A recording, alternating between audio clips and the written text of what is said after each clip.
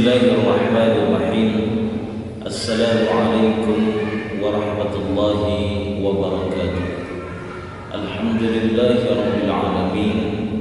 Wassalatu wassalamu ala sayyidina Muhammadin wa ala alihi al-tahirin wa ashabihi al-tayyibin wa man salaka sunanahu najaa min yaumina hadha ila yaumiddin. Amma ba'd.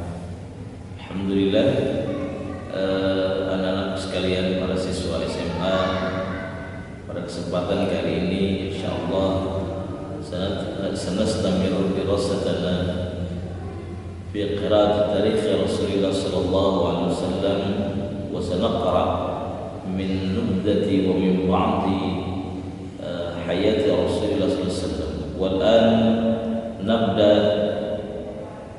bi qira'ati bad'i nuzulil wahyi. Sekarang insyaallah kita akan membaca dan mempelajari sejarah Rasulullah sallallahu alaihi wasallam. Kali ini akan kita mulai dengan mengetahui atau mempelajari dimulainya turunnya wahyu kepada Nabi Muhammad sallallahu alaihi wasallam. Ad-darsu tsani min hayati Rasulullah sallallahu alaihi wasallam. Allahumma salli ala sayyidina Muhammad wa ala ali sayyidina Muhammad radhiyallahu anhum. Ad-darsu tsani min hayati Rasulullah sallallahu alaihi wasallam. Bad'u nuzulil wahyi. Materi kali ini adalah pelajaran yang kedua, akan berbicara tentang dimulainya turunnya wahyu kepada Rasulullah SAW.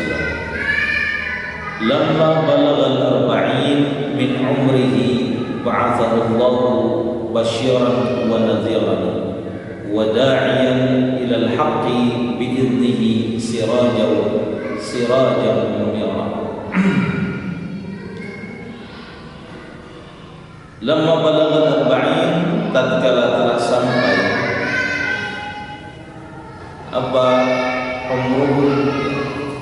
umurnya Nabi Muhammad SAW arba'in, 40 tahun. Jadi ketika telah sampai umurnya beliau baginda besar Nabi Muhammad SAW, ba'athahu Allah basyiran wa nadhiran. Allah mengutus beliau sebagai basyir, penyampai berita gembira, wa nadhiran, wa nadhir, basyiran wa nadhiran, penyampai berita gembira dan pemberi peringatan. Basyir yang dimaksud di sini adalah menyampaikan bahwa bagi orang yang beriman, orang yang percaya kepada Nabi Muhammad SAW, orang yang mengikuti ajaran dan dakwah Nabi Muhammad SAW, itu akan dapat menerima berita gembira. Apa berita gembira? Bahwa siapa orang yang beriman kepada Nabi Muhammad SAW nanti kelak di akhirat akan mendapatkan balasan berupa surga Allah Subhanahu wa taala, dilindungi dari azab neraka, siksa akhirat, siksa kubur, itu basyir. Wa nadhir, juga Nabi datang membawa peringatan bahwa siapa saja yang tidak beriman kepada Nabi Muhammad, tidak percaya kepada ajaran Nabi Muhammad SAW, maka dia akan dapat nadhir, peringatan bahwa bagi mereka yang melanggar, mereka yang kufur, mereka yang ingkar, itu akan dapat balasan berupa siksa dari Allah di neraka jahanam. Na'udzubillah min dzalik. Wa da'iyan ilal haqqi, Nabi juga sebagai da'iyan, seorang yang mengajak kepada kebenaran, untuk melakukan kebenaran, meninggalkan keburukan, kebatilan, bi'idnihi wa sirajan munira, dengan dengan seizin Allah Subhanahu wa taala, kemudian sebagai sirat, pelita dan penerang, bagi kehidupan manusia di muka bumi. Wa qad budi'al wahyu birru'ya as-sadiqah, dan sungguh telah dimulai, artinya sebelum diturunkannya wahyu kepada Rasulullah sallallahu alaihi wasallam, Nabi Muhammad sallallahu alaihi wasallam sebelum itu, artinya sebelum menerima wahyu, beliau sudah mendapatkan tanda-tanda berupa ar-ru'ya as-sadiqah gitu ya, mimpi yang benar. Beliau bermimpi gitu ya. Fakana la yara syai'an fi naumihi illa tahaqqaqa fi yaqdatihi. Maka ada Nabi itulah yara, tidak bermimpi akan sesuatu, syai'an akan sesuatu, fi naumihi di dalam mimpinya beliau, illa tahaqqaqa, kecuali sesuatu tersebut menjadi nyata, fi yaqdatihi, pada keadaan beliau ketika tidak tidur. Jadi umpamanya tadi malam Rasulullah bermimpi, maka siangnya menjadi nyata, menjadi terwujud, menjadi nyata apa yang dimimpikan oleh Nabi SAW. Dan itu terjadi ya. Jadi sebelum wahyu diturunkan kepada Rasulullah SAW, Allah memberikan kemudian berupa mimpi-mimpi yang benar. Jadi ketika Nabi bermimpi, besok kita menjadi nyata. Tsumma nazala alaihi ruhul amin, kemudian turun kepada Rasulullah SAW ar-ruhul amin ya, yaitu Jibril. Ar-ruhul amin di sini maksudnya malaikat Jibril, wa huwa yata'abbadu fi ghar Hira. Adapun Nabi itu sedang beribadah pada Gua Hira ya. Jadi turunnya malaikat Jibril membawa perintah dari Allah Subhanahu wa taala untuk menyampaikan wahyu itu ketika Nabi Muhammad sedang berada di Gua Hira ya. Karena di materi pelajaran yang lalu kita sudah bahas bersama bahwa Nabi Muhammad itu sebelum diangkat menjadi nabi dan rasul ya, itu sudah melakukan kegiatan-kegiatan peribadatan yang mengikuti ajaran Nabi Ibrahim SAW ya.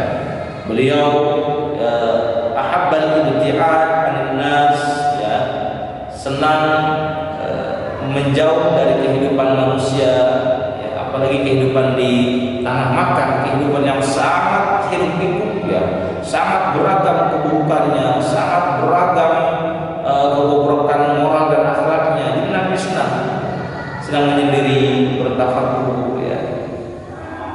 Wal ibadah, dan Nabi sedang beribadah ya, mengikuti agama kakek beliau Nabi Ibrahim alaihissalam.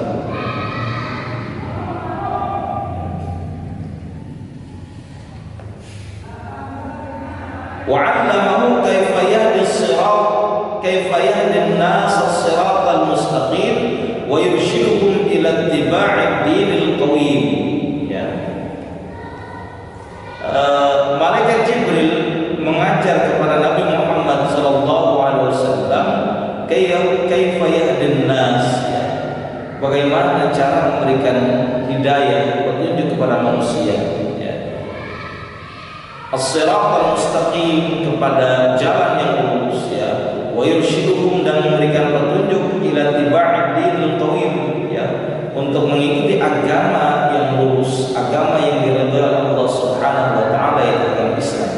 Jadi malaikat Jibril diperintahkan oleh Allah Subhanahu wa taala menurunkan wahyu, kemudian membimbing Nabi Muhammad SAW untuk bagaimana memberikan petunjuk ya, memberikan hidayah kepada manusia agar tetap berada di jalan yang lurus, pada agama yang lurus, yaitu agama Islam ya.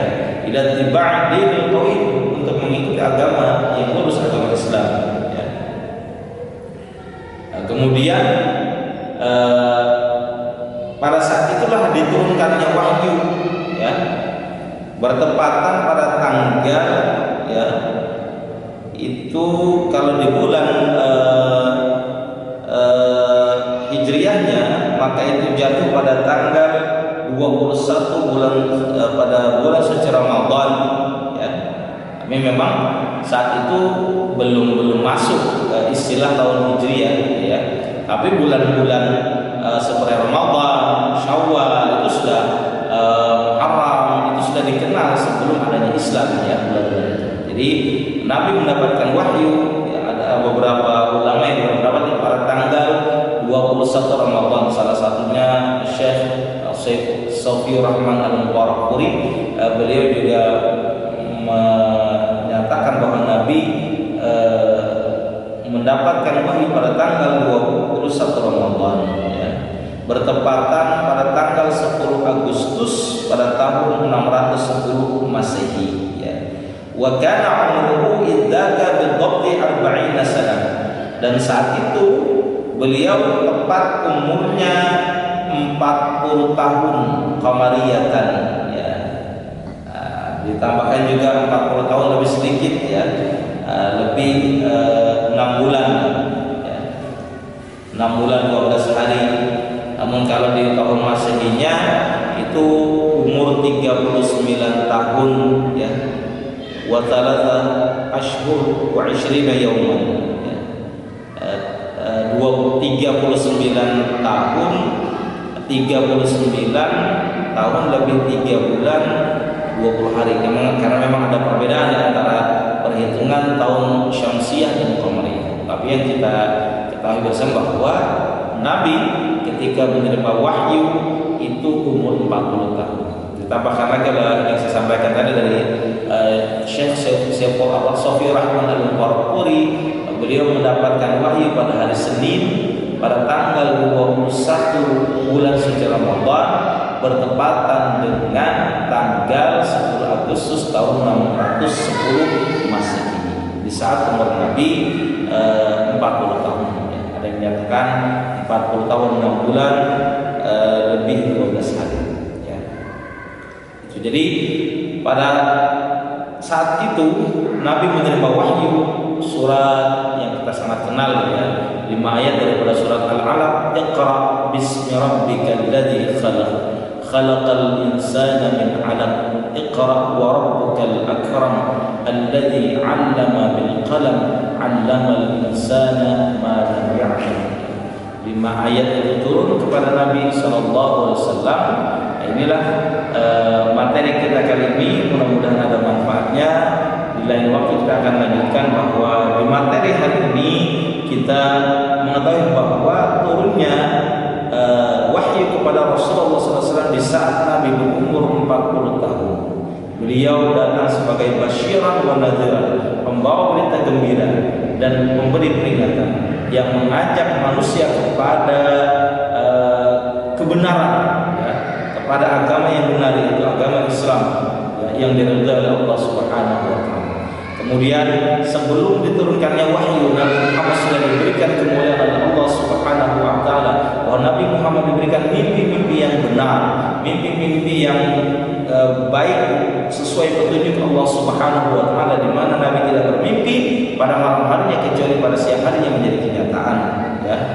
Itu saja materi kita, mudah-mudahan Allah memberikan kita selalu kesehatan walafiat dengan kita mempelajari ilmu berupa sejarah Rasulullah SAW. Kita diberikan ilmu yang manfaat dan senantiasa berada dalam keridhaan Allah Subhanahu wa taala, dan semakin menambah cinta kita kepada junjungan kita Nabi Muhammad sallallahu alaihi wasallam.